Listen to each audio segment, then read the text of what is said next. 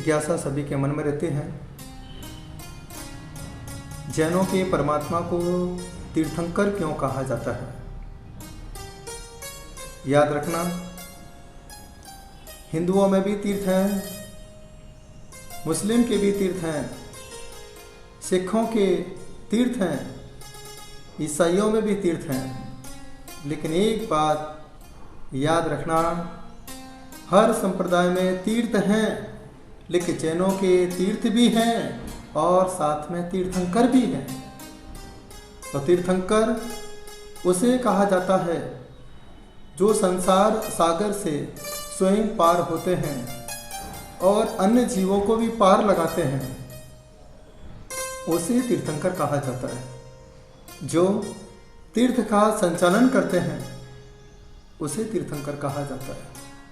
हमारे जैन आचार्य समाधि शतक टीका में लिखते हैं, तीर्थकृतः संसारोत्तरण हेतु भूतत्वा तीर्थमिव तीर्थमागतः तत्कृतवतः। संसार से पार होने के कारण तीर्थ कहते हैं। उसके समान होने से आगम तीर्थ को तीर्थ कहता है। इस आगम के कर्ता को ही तीर्थंकर कहा जाता है। तीर्थंकर प्रत्येक कल्प में 24 होते हैं। भूतकाल हो, वर्तमान काल हो, भविष्यत काल हो, हमेशा तीर्थंकर 24 ही होते हैं। भरत क्षेत्र और ऐरावत क्षेत्र में तीर्थंकर 24 ही होते हैं। सिर्फ विदेह क्षेत्र में ही विद्यमान 20 तीर्थंकर पाए जाते हैं। तीर्थंकर होने के लिए 5 कलणक की आवश्यकता होती है।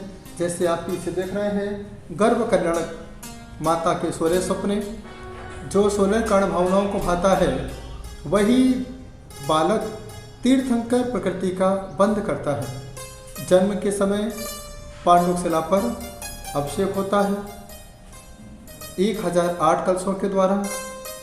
तब कलणक के समय एक दीक्षा कलणक होता है। दीक्षा कलणक के बाद वह तीर्थंकर वन की ओर जाकर के तप में लीन हो जाते हैं। तप के प्रभाव से केवल ज्ञान की प्राप्ति होती है, समर्षण लगता है और अंतिम कल्याणक जिसे मोक्ष कल्याणक कहा जाता है। ऐसे पंचकरण के प्रति स्वरूप तीर्थंकर हुआ करते हैं। पंचम काल में ही हम तीर्थंकरों को प्रतिमा के रूप में देखा करते हैं, लेकिन जिनके पंचकरणक हुआ करते हैं उसी को ही तीर्थंकर कहा जाता है। और तीर्थंकर वही बन सकता है जो पूर्व में केवली के या तीर्थंकर के पाद मूल में अपना समय व्यतीत करता है, वहाँ से ज्ञानार्जन करता है और 16 कर्ण भावनाओं को भाता है।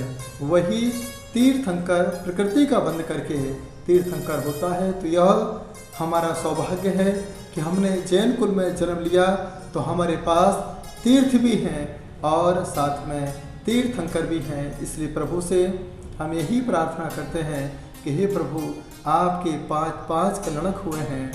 रविंद्र जैन ने भजन में भी गाया है, तेरे 5 हुए कल्याण प्रभो,